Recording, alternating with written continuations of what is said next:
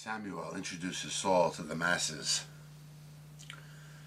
and then he talks to the people about his career. Was I a good man? You know, and the people, they seem to have liked him. Anyway, 2 years go by. Saul sets out to fight the Philistines, but he didn't really stick to the battle plan apparently. Like, he wasn't too good a strategist. And Samuel scolded him, like he wasn't like fighting the proper way or something. I really don't understand it. If you do, let me know. Anyway, his son Jonathan had more guts than him apparently, and was a better fighter or whatever. And after defeating the Philistines, his men, they ate blood, and they weren't acting proper after the battle.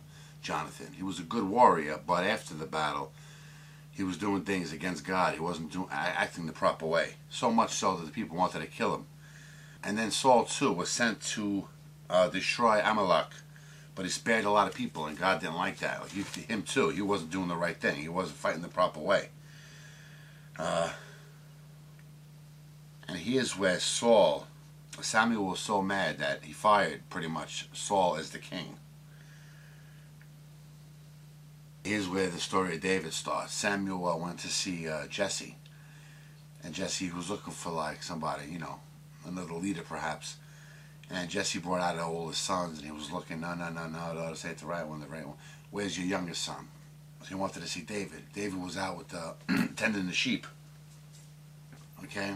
It says that David was the youngest, you know, the smallest, but he had the biggest heart, like the strongest with God. So he was chosen. But meanwhile, while this was happening, evil had entered Saul. He had very bad thoughts. Weird. I really didn't understand it too much. Saul sent for David, and he had wicked thoughts, Saul, and David played the harp, and it made him happy, and like he calmed down. I don't know. Music calmed the savage breast. And next, the Goliath challenge. The Philistines gathered their armies. The best man Goliath came forward. He was like, send a man to fight me. Like, instead of all the armies going at it, I'll fight your best man. Like, unless, you know, whoever wins, wins. That's the end of the fight. David wasn't even there. Nobody even wanted to fight this guy Goliath. So Jesse sent David to the battlefront with some provisions, you know, food for the family and stuff. And when he got there, he saw the situation, saw Goliath. You know, Goliath was covered in armor and everything. And David said he'll step up, he'll fight him. But he didn't want the armor or the weapons. He just went to the brook, I think it said, and got like these smooth stones and put them in his bag. And he stepped up to Goliath. So everybody knows that story. Goliath stepped up to David. David swung his sling and hit him right in the head like a slingshot. And he hit him right between the eyes and the forehead. And the stone went inside his head, it said. And he fell. He was like dead.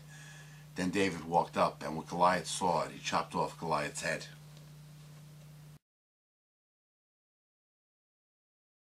Soon after, people started praising David. Saul was getting like really pissed again, like the evil entered him again. He didn't like hearing people talk about David, because he felt he did more than David. He even told his son Jonathan to kill David, but Jonathan didn't do it. Jonathan liked David.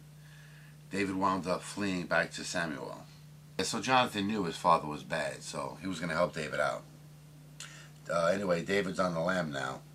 There's a part coming up where Saul was looking for David, and he went into this cave, and it said something.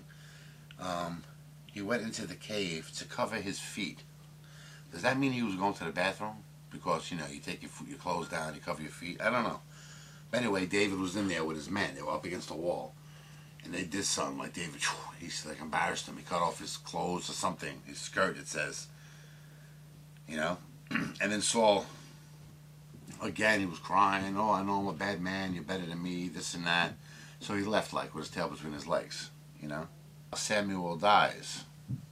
And some other troublemaker named Nabal died. He was only mentioned on a couple of pages, I think. Yeah, Saul was still pissed. He went looking for David. And while he was sleeping, David snuck into the encampment and took like Saul's spear and stuff, and then he was yelling at him from the hill like in the morning. Saul felt, you know, feels stupid and humbled or whatever. But anyway, later on, Saul gets a witch to raise Samuel from the dead. So here's where zombies or ghosts, I'm not sure what they were, entered the Bible. you know, maybe a little unbelievable, but yet pretty cool. I'm not sure, like I said, was it a zombie or a ghost or whatever, but it told him, like, he told Saul, soon you'll be joining me, you and your sons will be joining me, and Saul was like freaked out over this, you know. Then there's a part where the Amalekites, there's like a big battle, they kill a lot of people, they take everything, they even took David's 2 wives. Anyway, he goes on revenge, he kills many men.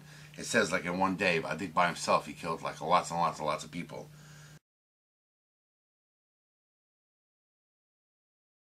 Yeah, at this point Saul kills himself, his sons kill themselves, and the armor bearer kill themselves.